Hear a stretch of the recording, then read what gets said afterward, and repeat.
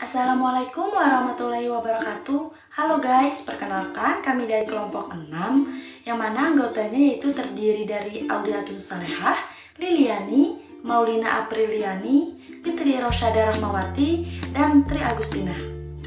Alhamdulillah kita kembali lagi dalam pembelajaran pengembangan kurikulum dengan dosen pengampu Ibu Nurul Hime SPD MPD, yang mana kali ini kelompok 6 akan mempresentasikan materi pengembangan kurikulum 2013. Oke, selamat menyaksikan. Pengertian kurikulum 2013. Dalam hal ini, kurikulum 2013 yaitu kurikulum yang terintegrasi, maksudnya adalah suatu model kurikulum yang dapat mengintegrasikan skill, demos, konsep, and topics. Dengan kata lain bahwa kurikulum terpadu sebagai sebuah konsep dapat dikatakan sebagai sebuah sistem dan pendekatan pembelajaran yang melibatkan beberapa disiplin ilmu atau mata pelajaran atau bidang studi untuk memberikan pengalaman yang bermakna dan luas kepada peserta didik. Baik, selanjutnya, secara umum pengembangan kurikulum dikelompokkan dalam 4 jenis landasan, yaitu yang pertama adalah landasan filosofis, yang kedua adalah landasan psikologis, yang ketiga adalah landasan sosiologi, dan yang keempat adalah landasan iptek. Baik, yang pertama yaitu ada landasan filosofis. Landasan filosofis ini berasumsi-asumsi tentang hakikat realitas, hakikat manusia, hakikat pengetahuan, dan hakikat nilai yang menjadi titik tolak dalam mengembangkan kurikulum. Kemudian yang kedua yaitu ada landasan psikologis. Landasan psikologis ini merupakan asumsi-asumsi yang bersumber dari psikologi yang dijadikan titik tolak dalam mengembangkan kurikulum. Selanjutnya ada landasan sosiologi. Pada landasan sosiologi ini berasumsi yang mana bersumber dari sosiologi dan antropologi yang dijadikan titik tolak dalam mengembangkan kurikulum. Kemudian ada landasan iptek. Landasan iptek ini merupakan asumsi-asumsi yang bersumber dari hasil-hasil riset atau penelitian dan aplikasi dari ilmu pengetahuan yang menjadi titik tolak dalam mengembangkan kurikulum. Strategi pengembangan kurikulum. Menurut Terakjoni, strategi pembelajaran merupakan pola dan urutan umum perbuatan guru, siswa dalam mewujudkan kegiatan belajar mengajar untuk mencapai tujuan yang telah ditentukan. Baik, sebelum menentukan strategi pengembangan kurikulum, terdapat 4 unsur penting yang perlu diperhatikan dalam pengembangan kurikulum, yakni ada tujuan, metode dan material, penilaian, dan feedback. Baik, yang pertama yaitu tujuan. Tujuan mempelajari dan menggambarkan semua sumber pengetahuan dan pertimbangan tentang tujuan-tujuan pengajaran, baik yang berkenaan dengan mata pelajaran maupun kurikulum secara menyeluruh. Kemudian yang kedua yaitu ada metode dan material. Pada metode dan material, mengembangkan dan mencoba menggunakan metode-metode dan material sekolah untuk mencapai tujuan-tujuan tersebut di atas yang serasi menurut pertimbangan guru. Kemudian yang ketiga yaitu penilaian. Penilaian itu merupakan menilai keberhasilan pekerjaan yang telah dikembangkan itu dalam hubungan dengan tujuan dan bila mengembangkan tujuan-tujuan baru. Kemudian yang keempat yaitu ada feedback atau balikan. Feedback merupakan umpan balik dari semua pengalaman yang telah diperoleh yang pada gilirannya menjadi titik tolak bagi studi selanjutnya. Selanjutnya, selain memperhatikan unsur-unsur yang kita bahas tadi, ada beberapa prinsip dasar yang sangat perlu diperhatikan dalam aktivitas pengembangan kurikulum, yaitu ada yang pertama prinsip relevasi, kedua prinsip fleksibilitas, ketiga prinsip kontinuitas, keempat prinsip praktis, dan yang kelima yaitu prinsip aktivitas. Baik, yang pertama yaitu ada prinsip relevansi. Prinsip relevansi yaitu ada kesesuaian atau konsistensi antara komponen-komponen kurikulum, yaitu tujuan, isi, proses penyampaian, dan penilaian untuk menunjuk suatu keterpaduan kurikulum. Kemudian yang kedua ada prinsip fleksibilitas. Prinsip fleksibilitas ini yaitu bersifat lentur atau fleksibel. Suatu kurikulum yang baik adalah kurikulum yang berisikan hal-hal yang solid, tetapi dalam pelaksanaannya memungkinkan terjadinya penyesuaian-penyesuaian berdasarkan kondisi daerah, waktu maupun kemampuan dan latar belakang anak. Kemudian yang ketiga ada prinsip kontinuitas. Prinsip kontinuitas yaitu kesinambungan. Pengalaman belajar yang disediakan kurikulum juga hendaknya berkesinambungan antara satu tingkat kelas dengan kelas lainnya, antara satu jenjang pendidikan dengan pekerjaan. Kemudian yang keempat ada prinsip praktis. Prinsip praktis yaitu mudah dilaksanakan, menggunakan alat-alat sederhana dan biayanya murah atau disebut juga prinsip efisiensi. Kemudian ada prinsip efektivitas. Ini merupakan keberhasilan pelaksanaan kurikulum. Ini dilihat baik secara kuantitas maupun kualitas. Kemudian dari 4 unsur dan prinsip tersebut, maka dalam rangka pengembangan kurikulum dapat dilakukan 4 langkah, yaitu yang pertama ada merumuskan tujuan pembelajaran, yang kedua ada menyeleksi pengalaman-pengalaman belajar, yang ketiga ada mengorganisasi pengalaman-pengalaman belajar, dan yang keempat yaitu ada mengevaluasi. Baik, yang pertama yaitu ada merumuskan tujuan pembelajaran. Terdapat 3 tahap dalam merumuskan tujuan pembelajaran, yaitu tahap yang pertama yang harus diperhatikan dalam merumuskan tujuan adalah memahami 3 sumber, yaitu siswa, masyarakat, dan konten.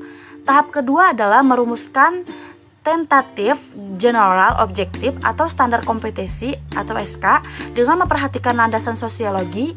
Kemudian diskrin melalui 2 landasan lain dalam pengembangan kurikulum, yaitu landasan filosofi pendidikan dan psikologi belajar.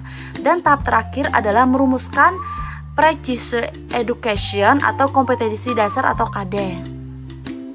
Kemudian yang kedua yaitu ada merumuskan dan menyeleksi pengalaman-pengalaman belajar. Dalam merumuskan dan menyeleksi pengalaman-pengalaman belajar, dalam pengembangan kurikulum harus memahami definisi pengalaman belajar dan landasan psikologi belajar. Pengalaman belajar merupakan bentuk interaksi yang dialami atau dilakukan oleh siswa yang dirancang oleh guru untuk memperoleh pengetahuan dan keterampilan. Pengalaman belajar yang harus dialami siswa sebagai learning activity menggambarkan interaksi siswa dengan objek belajar. Kemudian yang ketiga yaitu mengorganisasi pengalaman-pengalaman belajar. Pengorganisasian atau desain kurikulum diperlukan untuk memudahkan anak didik untuk belajar. Dalam pengorganisasian, kurikulum tidak lepas dari beberapa hal penting yang mendukung, yakni tentang teori, konsep, pandangan tentang pendidikan, perkembangan anak didik, dan kebutuhan masyarakat. Kemudian yang keempat yaitu mengevaluasi. Langkah terakhir dalam pengembangan kurikulum adalah evaluasi. Evaluasi adalah proses yang berkelanjutan di mana data yang terkumpul dan dibuat dipertimbangkan untuk tujuan memperbaiki sistem. Evaluasi yang seksama adalah sangat esensial dalam pengembangan kurikulum. Evaluasi dirasa sebagai suatu proses membuat keputusan, sedangkan riset sebagai proses pengumpulan data sebagai dasar pengambilan keputusan. Perencanaan kurikulum menggunakan berbagai tipe evaluasi dan riset. Tipe-tipe evaluasi adalah konteks, input, proses, dan produk. Sedangkan tipe-tipe riset adalah aksi, deskripsi, historikal, dan eksperimental.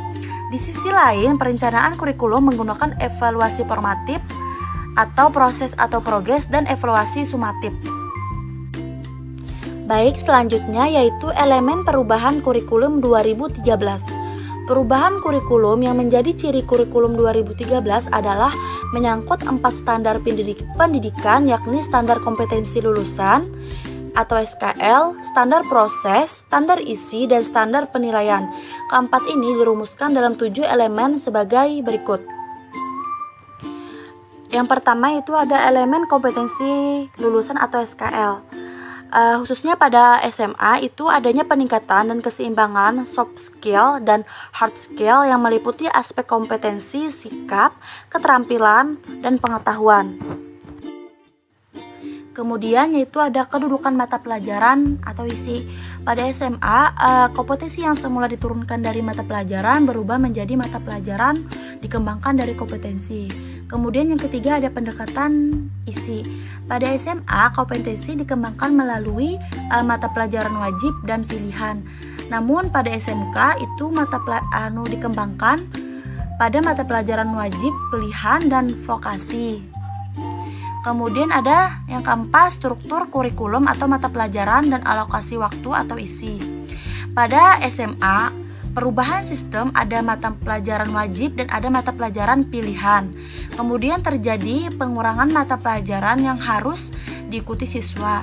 Kemudian juga ada jumlah jam bertambah 2 JP atau per minggu akibat perubahan pendekatan pembelajaran. Kemudian pada SMK, penyesuaian jenis keahlian berdasarkan spektrum kebutuhan saat ini. Penyeragaman mata pelajaran dasar umum. Kemudian produktif disesuaikan dengan tren perkembangan di industri. Kemudian pengelompokan mata pelajaran produktif sehingga tidak terlalu rinci pembagiannya. Kemudian proses pembelajaran. Pada SMA, semula standar proses terfokus pada eksplorasi, elaborasi, dan konfirmasi dilengkapi dengan mengamati, menanya, mengolah, menalar, menyajikan, menyimpulkan, dan menciptakan. Belajar tidak hanya terjadi di ruang kelas, tapi juga di lingkungan sekolah dan masyarakat. Guru bukan satu-satunya sumber belajar. Sikap tidak diajarkan secara verbal tetapi melalui contoh dan teladan. Kemudian pada anak SMA, adanya mata pelajaran wajib dan pilihan sesuai dengan bakat dan minatnya. Kemudian pada anak SMK, kompetensi keterampilan sesuai dengan standar industri.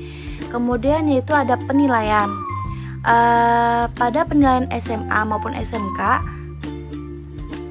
pada penilaian tersebut pergeseran dari penilaian melalui tes menjadi penilaian otentik. Kemudian memperkuat penilaian acuan patokan atau PAP, yaitu pencapaian hasil belajar didasarkan pada posisi skor yang diperolehnya terhadap skor ideal.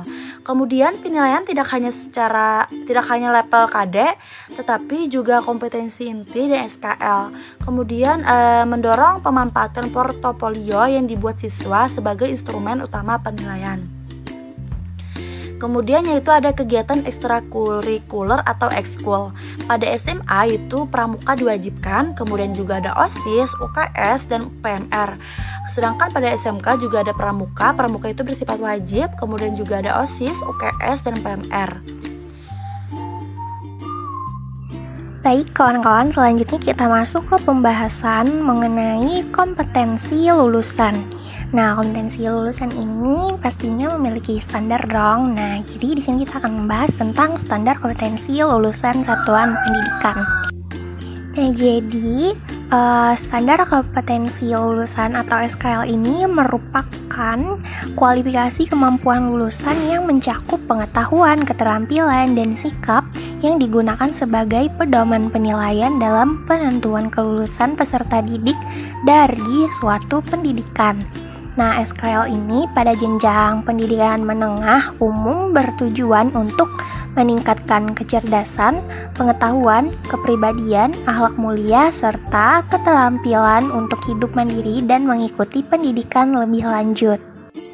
Jadi SKL ini dalam satuan pendidikan itu digunakan sebagai pedoman penilaian dalam menentukan kelulusan peserta didik. Nah, SKL ini telah diatur pelaksanaannya dalam Peraturan Menteri Pendidikan Nasional Republik Indonesia Nomor 24 Tahun 2006. Kemudian yang kedua yakni ada standar kompetensi kelompok mata pelajaran. Nah, standar kompetensi mata pelajaran ini adalah kualifikasi kemampuan peserta didik yang menggambarkan penguasaan sikap, pengetahuan, dan keterampilan yang diharapkan dicapai pada setiap tingkat atau semester untuk kelompok mata pelajaran tertentu. Lalu yang ketiga yakni ada standar kompetensi dan kompetensi dasar. Standar kompetensi ini merupakan kualifikasi kemampuan minimal peserta didik yang menggambarkan penguasaan pengetahuan, sikap, dan keterampilan yang diharapkan dicapai pada setiap kelas atau semester pada suatu mata pelajaran. Nah, kompetensi dasar ini merupakan sejumlah kemampuan yang harus dikuasai peserta didik dalam mata pelajaran tertentu sebagai rujukan penyusunan indikator kompetensi dalam suatu pelajaran. Kemudian kita lanjut ke materi yang berikutnya, yakni kedudukan mata pelajaran. Definisi mata pelajaran itu yakni merupakan sesuatu yang mengandung pesan pembelajaran baik berupa khusus maupun umum. Mata pelajaran ini adalah seperangkat alat pembelajaran yang berisikan materi pembelajaran untuk mencapai tujuan pembelajaran. Adapun mata pelajaran ini merupakan seperangkat informasi yang diberikan kepada peserta didik untuk memperoleh pembelajaran yang menyenangkan. Nah, dari pemaparan tadi dapat kita simpulkan bahwa mata pelajaran adalah alat yang digunakan guru sebagai pedoman dalam menyampaikan materi pembelajaran kepada siswa.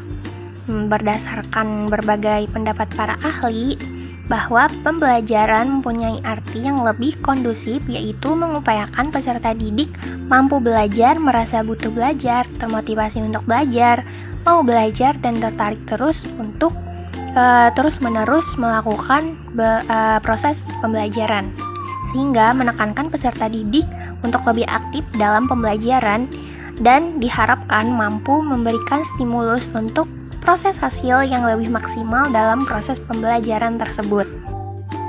Kemudian materi yang selanjutnya yakni pendekatan. Pendekatan dalam pembelajaran ialah ide atau prinsip cara memandang dalam menentukan kegiatan pembelajaran. Pendekatan pembelajaran ini tahap pertamanya yakni membentuk suatu ide dalam memandang dan menentukan objek kajian. Berbeda nih dengan metode pembelajaran yang telah menentukan langkah di kelas atau model pembelajaran yang memiliki kerangka konseptual. Pendekatan pembelajaran itu lebih luas lagi. Jadi pendekatan ini merupakan landasan berpikir atau filosofi dalam menentukan pembelajaran.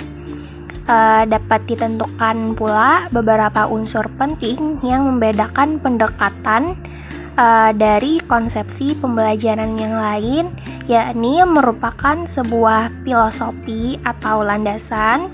Lalu pendekatan ini merupakan sudut pandang dan juga serangkaian gagasan yang berfungsi untuk mencapai tujuan tertentu dan jalan yang ditempuh untuk menyampaikan pembelajaran. Pembahasan selanjutnya mengenai struktur kurikulum 2013. Nah, struktur kurikulum merupakan pola dan susunan mata pelajaran yang harus ditempuh oleh peserta didik dalam kegiatan pembelajaran. Kedalaman muatan kurikulum pada setiap mata pelajaran di setiap satuan pendidikan dituangkan dalam kompetensi yang harus dikuasai oleh peserta didik sesuai dengan beban belajar yang tercantum dalam struktur kurikulum. Kompetensi yang dimaksud terdiri atas standar kompetensi dan kompetensi dasar yang dikembangkan berdasarkan standar kompetensi lulusan. Pada struktur kurikulum SMA atau MA meliputi substansi pembelajaran yang ditempuh dalam satu jenjang pendidikan selama 3 tahun mulai dari kelas 10 sampai dengan kelas 12. Struktur kurikulum disusun berdasarkan standar kompetensi lulusan dan standar kompetensi mata pelajaran. Pengorganisasian kelas-kelas pada SMA atau MA dibagi ke dalam 2 kelompok, yaitu kelas 10 merupakan program umum yang diikuti oleh seluruh peserta didik. Kelas 11 dan 12 merupakan program penjurusan yang terdiri atas 4 program, yaitu program ilmu pengetahuan alam, program ilmu pengetahuan sosial, program bahasa, dan program keagamaan khusus untuk MA. Pada kurikulum SMA atau MA kelas 10 terdiri atas 16 mata pelajaran, muatan lokal dan pengembangan diri. Jam pelajaran untuk setiap mata pembelajaran dialokasikan sebagai tertera dalam struktur.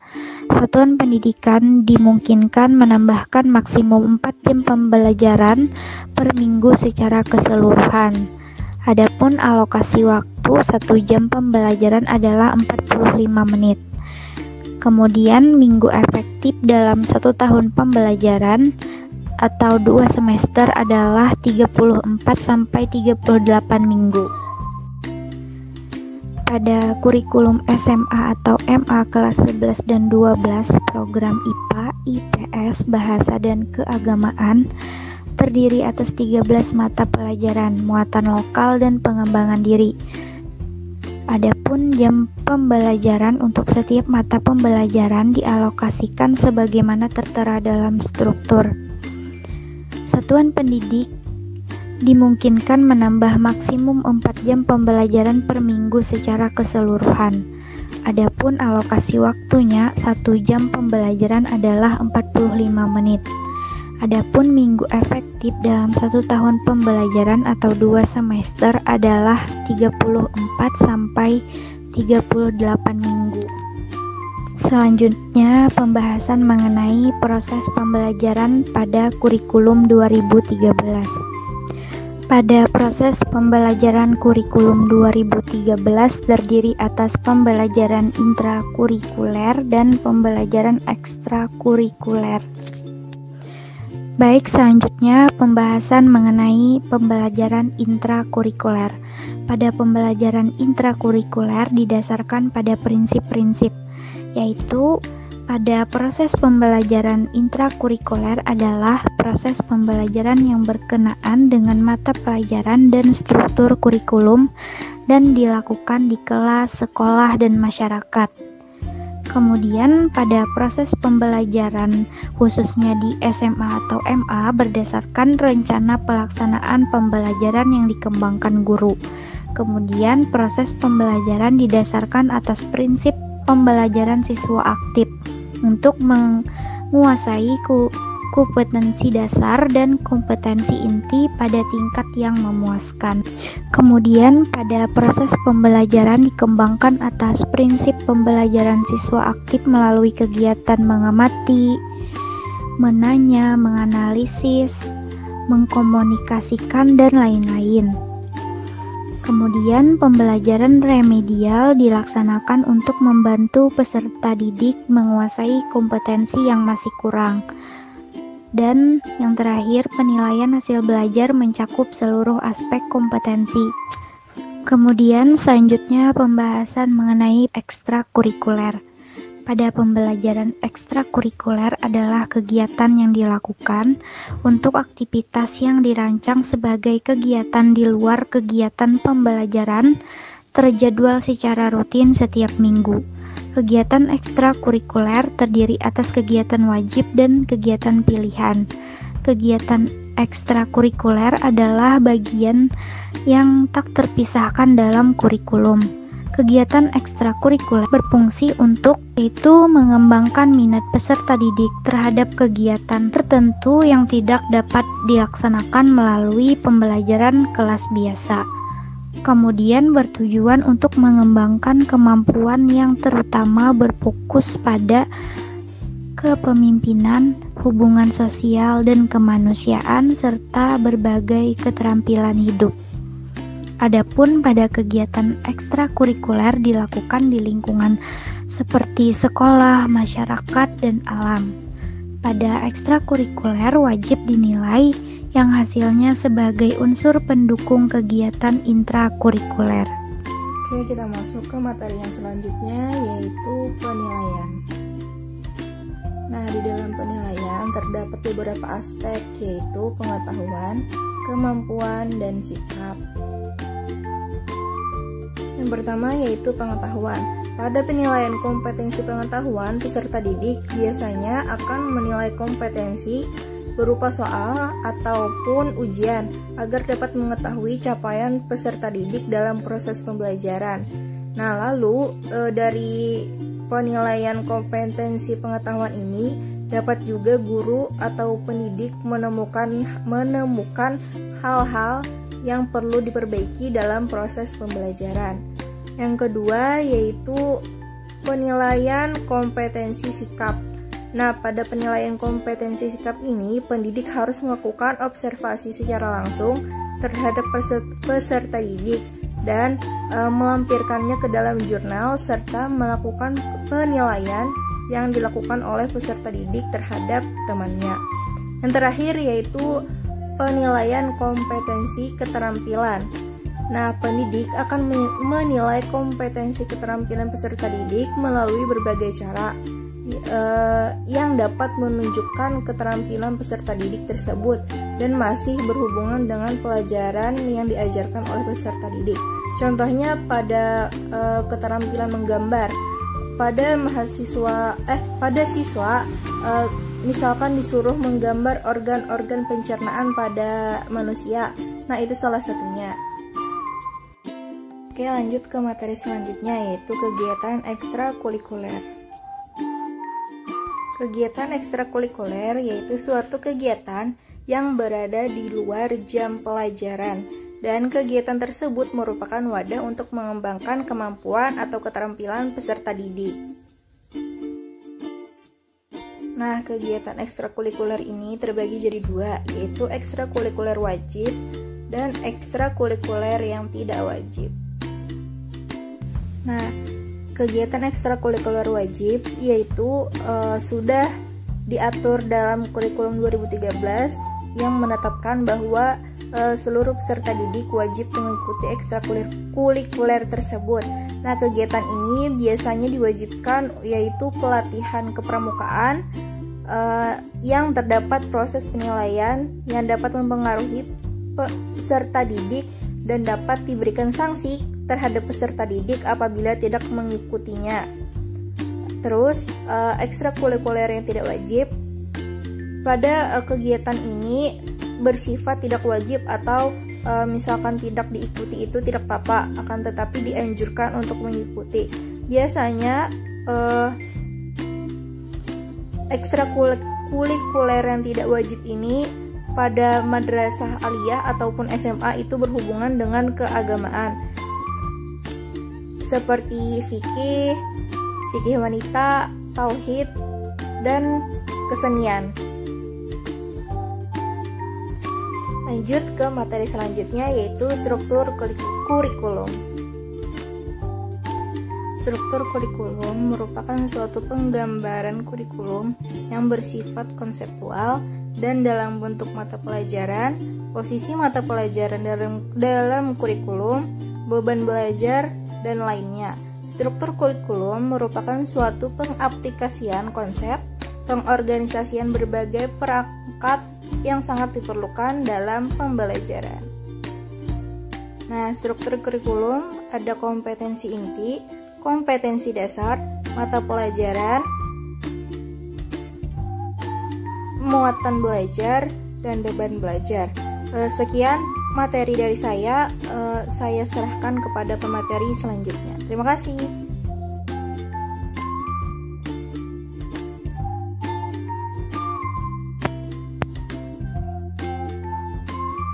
Saya Maulina Apriliani. Di sini saya akan menjelaskan mengenai strategi kurikulum 2013. Pertama, definisi strategi pembelajaran. Strategi pembelajaran adalah suatu kegiatan pembelajaran yang harus dikerjakan guru dan siswa agar tujuan pembelajaran dapat dicapai secara efektif dan efisien.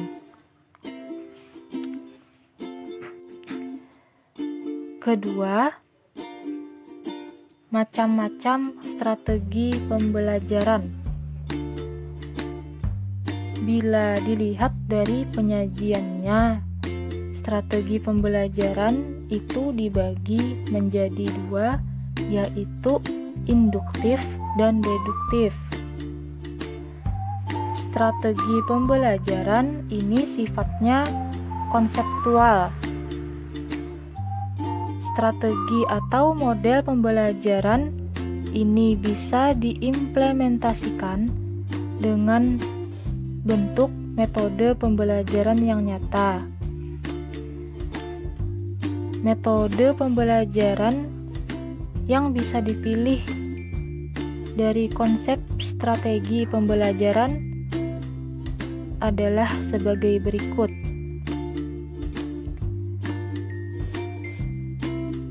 Pertama, ceramah. Kedua, diskusi kelompok. Ketiga, demonstrasi. Keempat, simulasi. Kelima, pengalaman lapangan. Keenam, mind mapping. Ketujuh, drama. Kedelapan, dan lain-lain. Dalam kurikulum 2013 ini, strategi pembelajaran atau model pembelajaran ada 5, yaitu yang pertama, strategi Discovery Learning atau DL, artinya menyingkap pembelajaran. Kedua, strategi Inquiry Learning atau IL, artinya penyelidikan pembelajaran. Ketiga, strategi Problem Based Learning atau PBL, artinya pembelajaran berbasis masalah. Keempat, strategi Project Based Learning atau PBL, artinya pembelajaran berbasis proyek. Yang terakhir, yang kelima, strategi Scientific Learning atau SL, artinya pembelajaran ilmiah.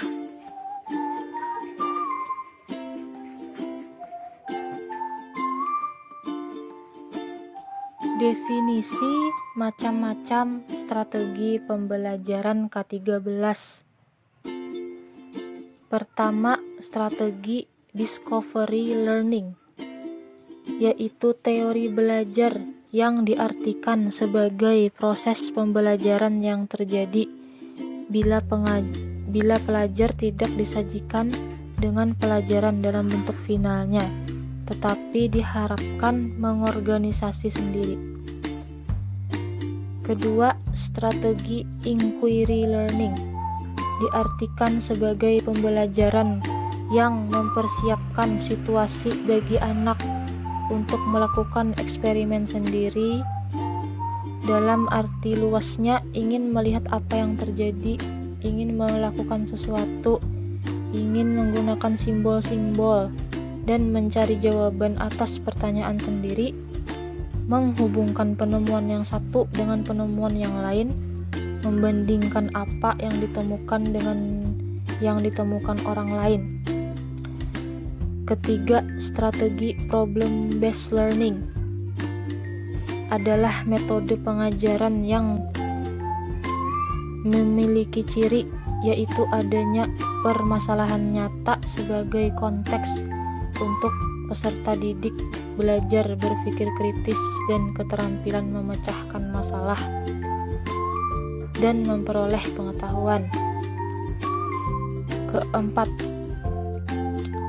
strategi Project Based Learning, yaitu pembelajaran yang menggunakan proyek atau kegiatan sebagai media. Di sini peserta didik melakukan eksplorasi, penilaian, interpretasi, sintesis, dan informasi untuk menghasilkan berbagai bentuk hasil belajar. Kelima, ada strategi Scientific Learning, yaitu proses pembelajaran yang dirancang sedemikian rupa agar peserta didik aktif mengonstruk konsep, hukum, atau prinsip melalui tahapan-tahapan mengamati,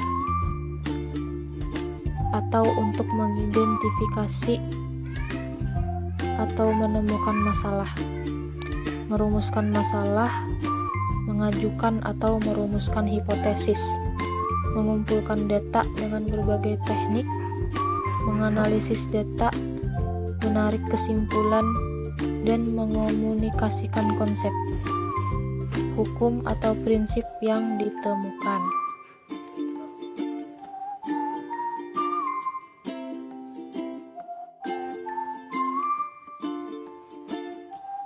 ketiga, skema strategi pembelajaran K13. 1.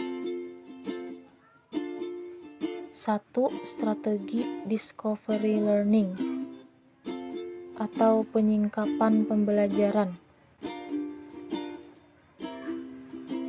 Jadi, prosedur aplikasi discovery learning ini yaitu yang pertama itu ada stimulation atau stimulasi atau pemberian rangsangan. Kedua, problem statement atau pernyataan atau identifikasi masalah. Ketiga, ada data collection atau pengumpulan data. Keempat, ada data processing atau pengolahan data. Kelima, ada verification atau pembuktian. Keenam, ada generalization atau menarik kesimpulan. 2. Strategi inquiry learning atau penyelidikan pembelajaran. Langkah-langkah model pembelajaran inquiry learning ini adalah: pertama, orientasi masalah. Kedua, merumuskan pertanyaan. Ketiga, mengajukan hipotesis. Keempat, mengumpulkan informasi. Kelima, menguji hipotesis. Dan keenam, menyimpulkan. Ketiga, strategi problem based learning atau pembelajaran berbasis masalah. Langkah-langkah problem based learning yaitu: pertama, mengorientasikan peserta didik terhadap masalah. Kedua, mengorganisasi peserta didik untuk belajar. Ketiga, membimbing penyelidikan individual maupun kelompok. Keempat, mengembangkan dan menyajikan hasil karya. Kelima, menganalisis dan mengevaluasi proses pemecahan masalah. 4. Strategi project based learning atau pembelajaran berbasis proyek. Jadi, langkah-langkah pembelajaran berbasis proyek ada 5, yaitu: pertama, penentuan proyek. Kedua, perencanaan penyelesaian proyek. Ketiga, penyusunan jadwal. Keempat, penyelesaian dengan fasilitasi dan monitoring guru. Kelima, penyusunan laporan dan presentasi.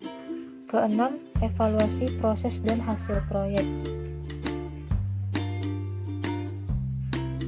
Lalu, kelima, ada strategi scientific learning atau pembelajaran ilmiah.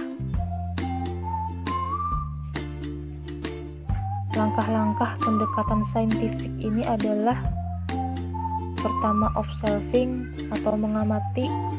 Kedua, questioning atau menanya. Ketiga, associating atau menalar. Keempat, experimenting atau mencoba. Kelima, networking atau membentuk jejaring. Selanjutnya kita masuk poin keempat, yaitu tujuan pembelajaran. Tujuan dari pemakaian bermacam-macam strategi pembelajaran yaitu agar tercapai standar kompetensi kelulusan. Kompetensi kelulusan ini meliputi sikap, pengetahuan, dan keterampilan. Untuk memperkuat pendekatan ilmiah atau saintifik, maka dibutuhkan strategi pembelajaran berbasis menyingkap atau penelitian, atau disebut discovery atau inquiry learning.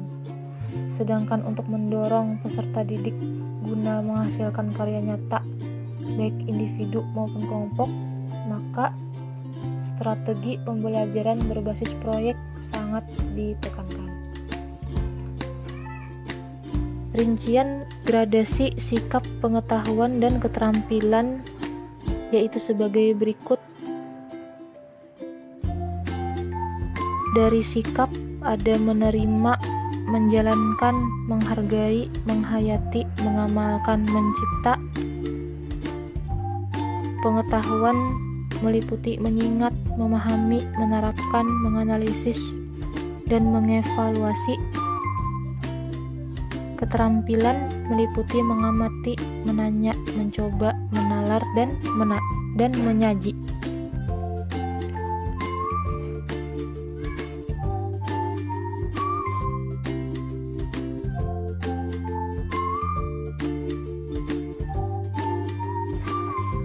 Selanjutnya ada implementasi kurikulum.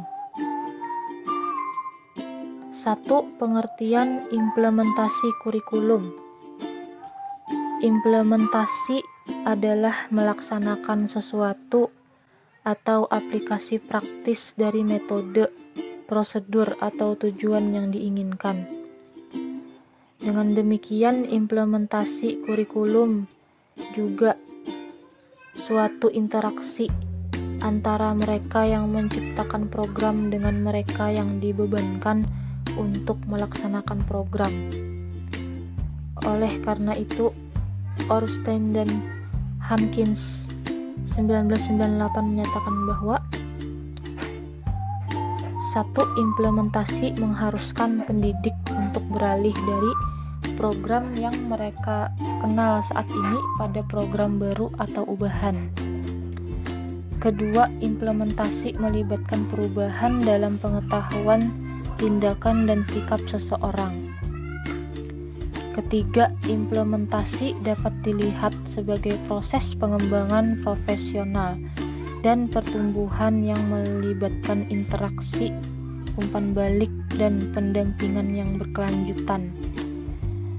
Keempat, implementasi adalah proses klarifikasi di mana individu dan kelompok secara bersama berusaha untuk memahami dan mempraktekkan implementasi kurikulum perubahan dalam sikap dan perilaku, sering melibatkan sumber daya baru. 5. Implementasi melibatkan perubahan yang membutuhkan usaha yang akan memunculkan sejumlah kecemasan dan cara untuk meminimalkan kecemasan tersebut. Hal ini berguna untuk mengatur pelaksanaan dalam kegiatan yang dapat dikelola dengan baik untuk penetapan tujuan-tujuan yang dapat dicapai. Keenam, implementasi memerlukan suasana yang mendukung di mana ada kepercayaan dan komunikasi terbuka antara regulator dan pelaksana, serta pemahaman tentang resiko yang dapat terjadi. Di kurikulum.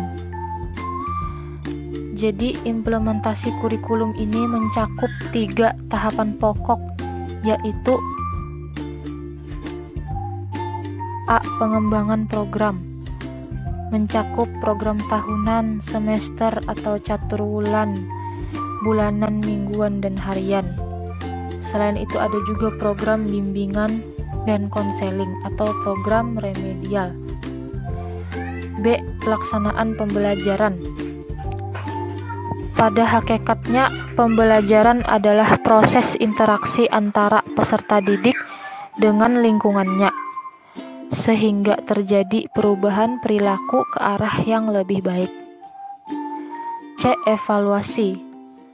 Evaluasi ini yaitu proses yang dilaksanakan sepanjang proses pelaksanaan kurikulum caturwulan atau semester, serta penilaian akhir formatif atau sumatif, mencakup penilaian keseluruhan secara utuh untuk keperluan evaluasi pelaksanaan kurikulum.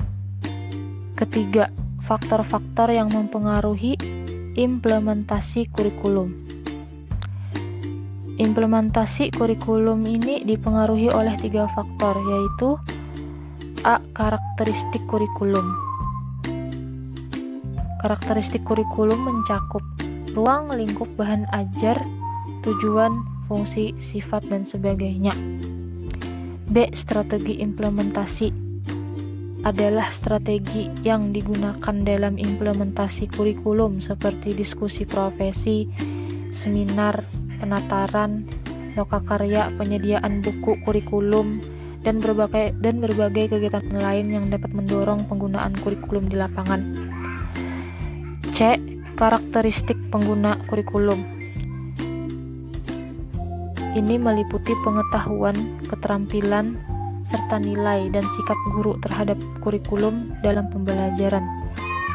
3 faktor yang mempengaruhi implementasi kurikulum yaitu dukungan kepala sekolah, dukungan rekan sejawat guru, dan dukungan internal dalam kelas.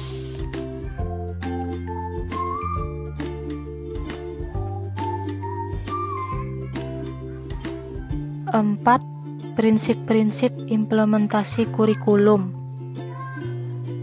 Dalam implementasi kurikulum ada beberapa prinsip yang menunjang tercapainya keberhasilan, yaitu A. Perolehan kesempatan yang sama.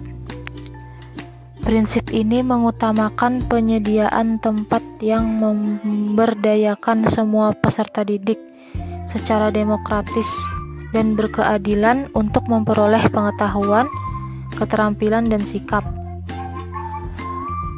Peserta didik berasal dari berbagai kelompok, termasuk kelompok yang kurang beruntung secara ekonomi dan sosial yang membutuhkan bantuan khusus. B. Berpusat pada anak. Upaya untuk memandirikan peserta didik untuk belajar, bekerja sama, dan menilai diri sendiri sangat diutamakan supaya peserta didik mampu membangun kemauan, pemahaman, dan pengetahuannya. C. Pendekatan dan kemitraan. Seluruh pengalaman belajar dirancang secara berkesinambungan mulai dari taman kanak-kanak hingga kelas 1 sampai kelas 12. Pendekatan yang digunakan dalam pengorganisasian pengalaman belajar berfokus pada kebutuhan peserta didik yang bervariasi dan mengintegrasikan berbagai disiplin ilmu. Keberhasilan pencapaian pengalaman belajar menuntut kemitraan dan tanggung jawab bersama dari peserta didik, guru sekolah, perguruan tinggi, dunia kerja, orang tua, dan masyarakat.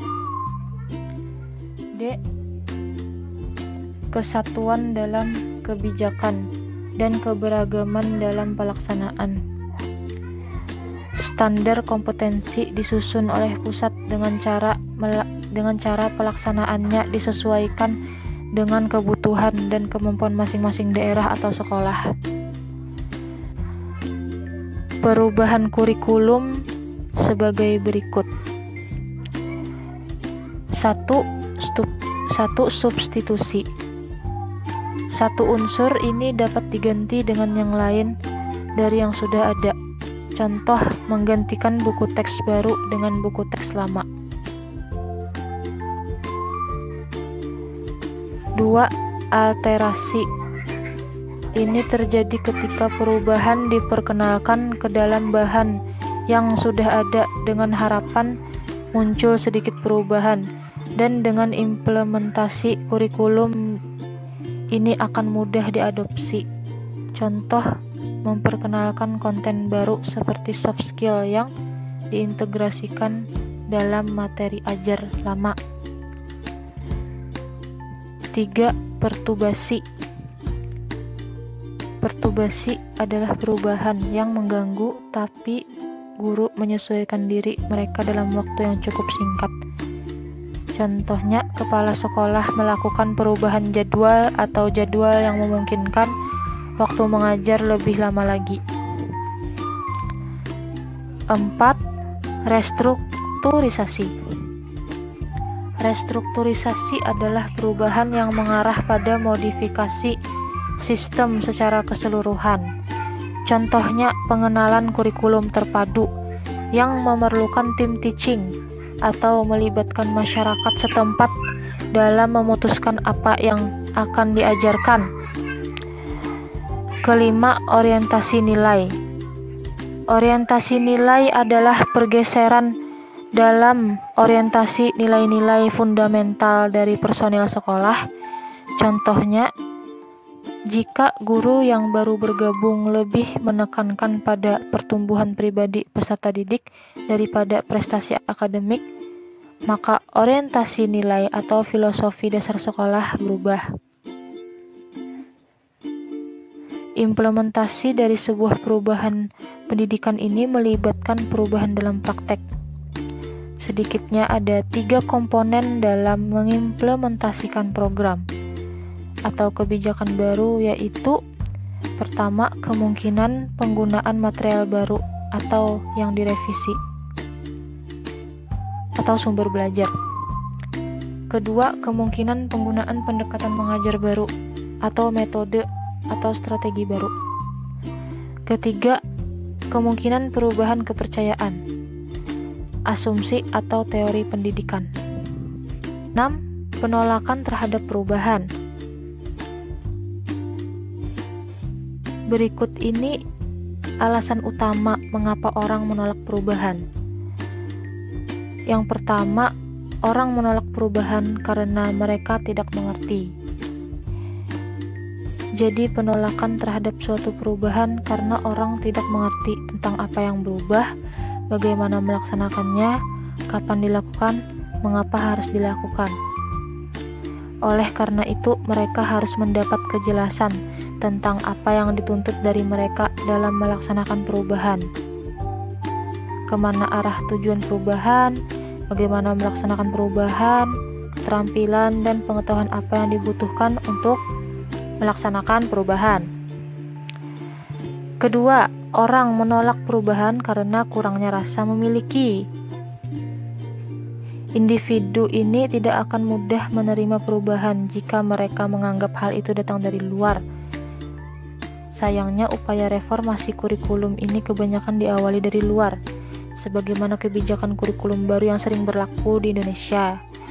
Karena kurang rasa memiliki, maka orang akan menolak, atau setidaknya hanya melaksanakan kulitnya saja, bukan substansi yang sesungguhnya seperti apa yang dikehendaki oleh pihak luar pembawa perubahan.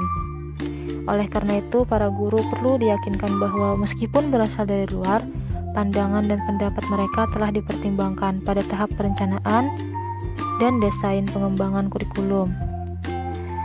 Libatkan guru mengeksplorasi relevansi kurikulum baru dan memberi mereka kebebasan mengeksplorasi keterampilan baru yang diperlukan untuk menerapkan kurikulum. Ketiga, orang menolak jika mereka tidak memiliki kompetensi untuk mengatasi perubahan.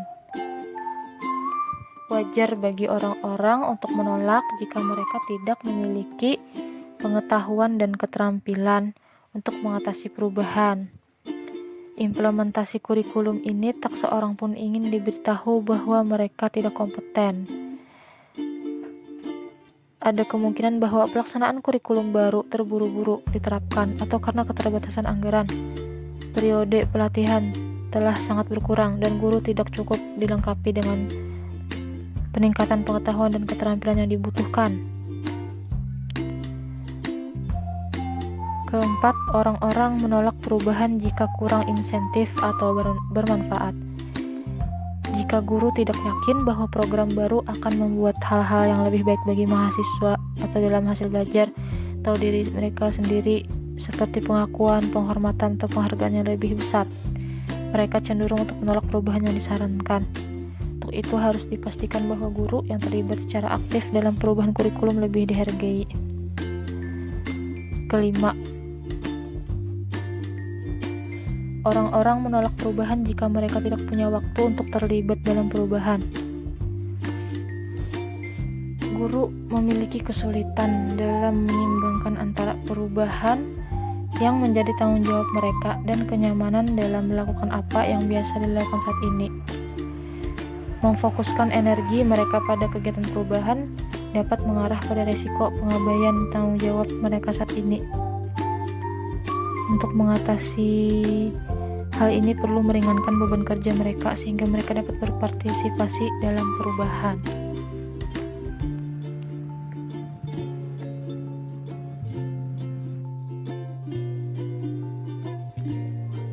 Sekian penjelasan materi dari kelompok 6. Semoga materi dari kami dapat dipahami. Semoga ilmu yang kita dapat hari ini bermanfaat untuk kita semua. Salah hilaf mohon maaf. Wassalamualaikum warahmatullahi wabarakatuh.